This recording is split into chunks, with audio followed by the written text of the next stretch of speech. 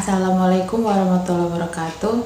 Ya, sekarang ini pertemuan perdana kita. Ibu guru harap kalian bisa semuanya tetap semangat ya, karena kalian sudah terlalu banyak libur, terlalu banyak tinggal di rumah. Jadi jangan malas-malas. Sekarang kita mulai pelajaran kita, yaitu PKN. Sini ibu guru mengajar dengan buku panduan karya atau pengarangnya itu Dwi Winarno ya, seperti ini. Kalau kita sudah kembali sekolah seperti semula, yaitu normal, bisa bertatap muka langsung, kalian bisa dapatkan buku ini, kalian bisa pinjam di perpustakaan. Ya, langsung saja untuk mengefisienkan waktu, kita masuk ke bab pertama, yaitu di sini bab 1. Strategi mengatasi ancaman di berbagai bidang dalam bingkai Bhinneka Tunggal Ika.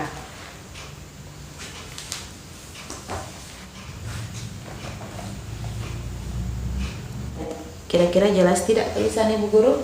Ya, kalau tidak jelas bisa nanti kalian langsung dengan Ibu.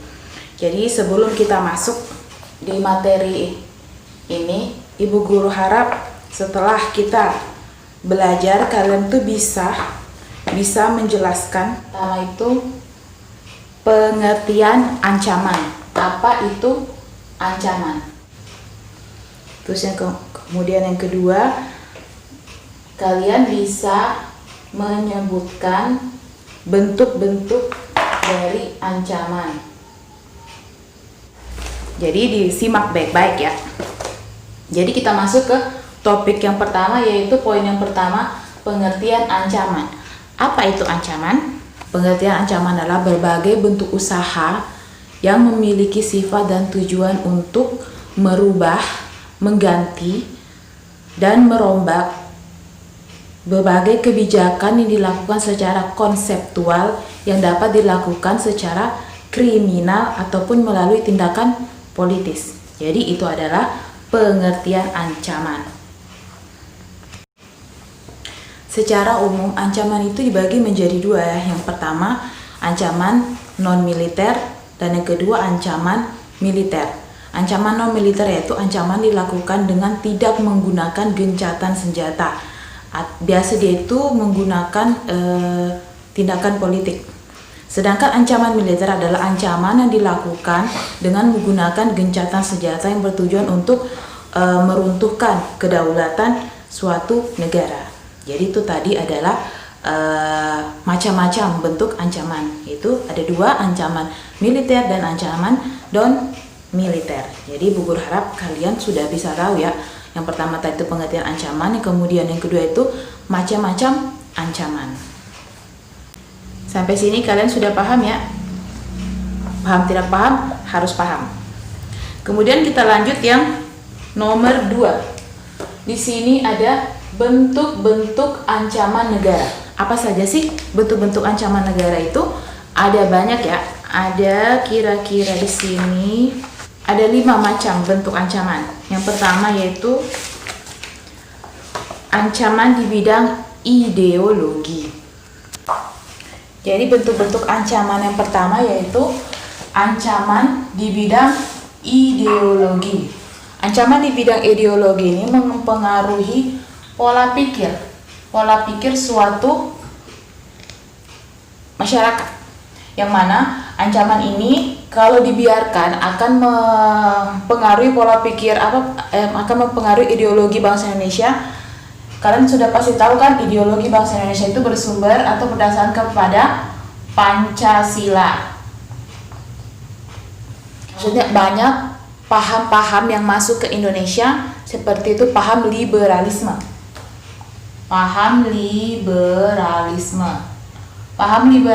ini berasal dari dunia barat ya, berasal dari barat, yang mana ini bisa mengancam ideologi bangsa Indonesia, yaitu Pancasila. Ciri-ciri adanya ancaman ideologi itu, beberapa contoh ancaman di bidang ideologi. Yang pertama itu rendahnya sikap cinta pada produk dalam negeri. Nah, ini pasti kalian juga sudah melakukannya tanpa kalian sadari. Seperti merek-merek barang ya. Biasanya kalian itu perasaan itu kayak kurang sreg atau kurang pede jika menggunakan produk dalam negeri. Lebih pede kalau menggunakan produk luar negeri.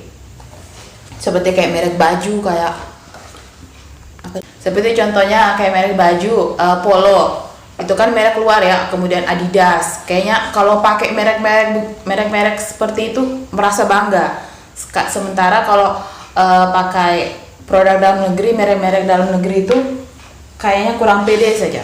Itu salah satu contoh yang sering terjadi dan bahkan sudah pasti semua orang itu pernah melakukannya. Dan kemudian contoh yang kedua yaitu adanya sikap mau menang sendiri. Sini sikap mau menang sendiri, dia itu merasa dia itu paling benar. Dan kemudian ketiga adanya berbagai aliran sesat. Nah, kalian itu tahu kan, sudah pernah biasa nonton di TV, berbagai aliran sesat itu muncul di Indonesia. Ada pernah dulu yang pernah viral itu yang aliran Eden, yang mana mereka aliran tersebut menganggap dirinya itu Tuhan. Itu salah satu contoh aliran sesat dan masih banyak aliran-aliran yang lain. Sampai di situ mungkin bisa ya. Kita lanjut ya yang kedua atau B, ancaman di bidang politik. Ancaman di bidang politik itu merupakan usaha atau tindakan yang datang dari dalam ataupun luar negeri. Tujuannya itu untuk meruntuhkan persatuan, untuk meruntuhkan atau memecah persatuan dan kesatuan suatu negara. Ada beberapa contoh ancaman di bidang politik. Yang pertama yaitu politik uang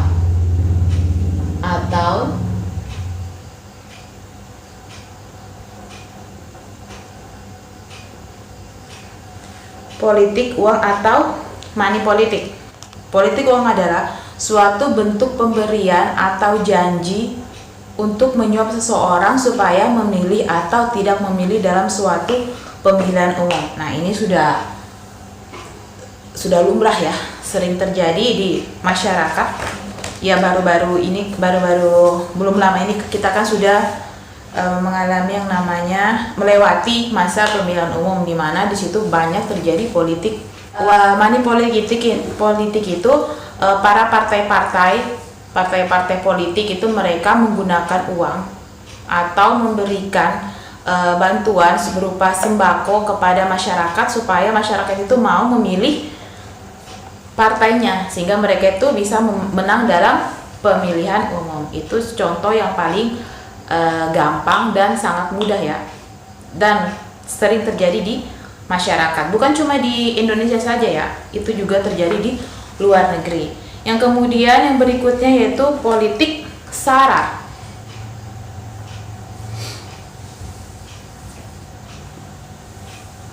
Politik SARA. Politik SARA ini dilakukan seseorang, politik yang dilakukan berdasarkan atas suku, agama, ras, dan antar golongan, sehingga mereka itu saling benci satu sama lain. Contohnya, pada saat pemilihan bupati atau wakil bupati, pada di situ contohnya ada dua kandidat kuat ya. Yang satunya mungkin dari suku Muna, kemudian yang lain satunya lagi itu suku Tolaki. Jadi politik SARA ini mereka itu mengunggulkan atau membawa ras ya, membawa suku.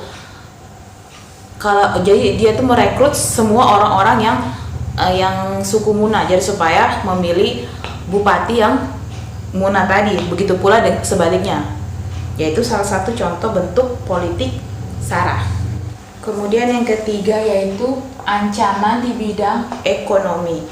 Ancaman di bidang ekonomi ini maksudnya di era globalisasi ini, ekonomi suatu negara itu tidak dapat berdiri sendiri. Hal tersebut dikarenakan adanya suatu pengaruh dari era globalisasi. Hal seperti ini memberikan dampak positif dan negatif ya.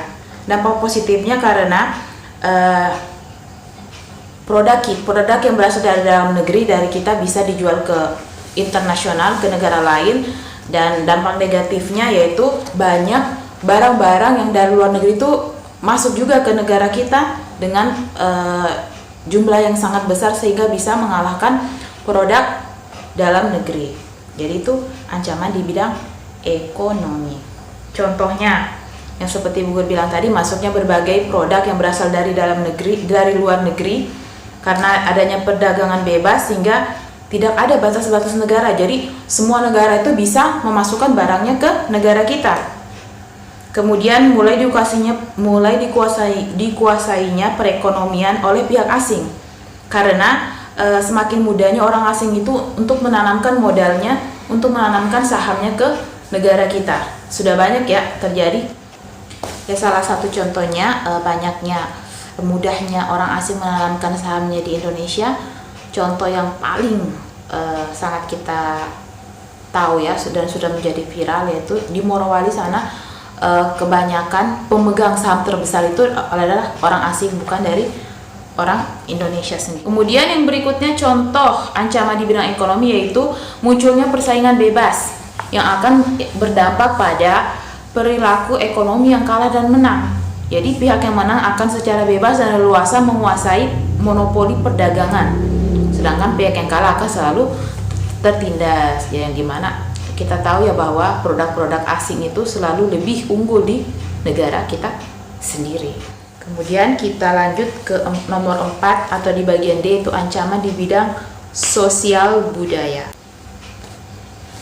Jadi yang di bagian D, bagian keempat, ancaman di bidang sosial budaya. Yang mana ancaman di bidang sosial budaya ini yaitu berasal dari masyarakat itu sendiri.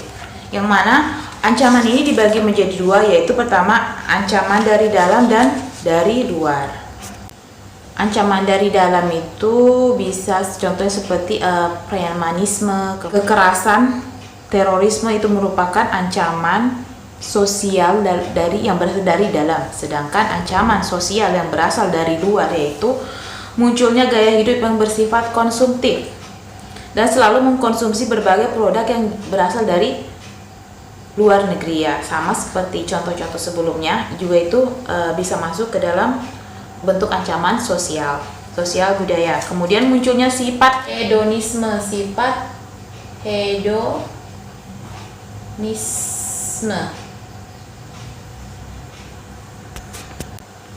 Sifat hedonisme adalah kenikmatan pribadi yang kemudian dianggap sebagai nilai yang tertinggi dalam hidup. Itu adalah pengertian dari sifat hedonisme. Selain hedonisme ada juga sifat yang namanya itu individualisme.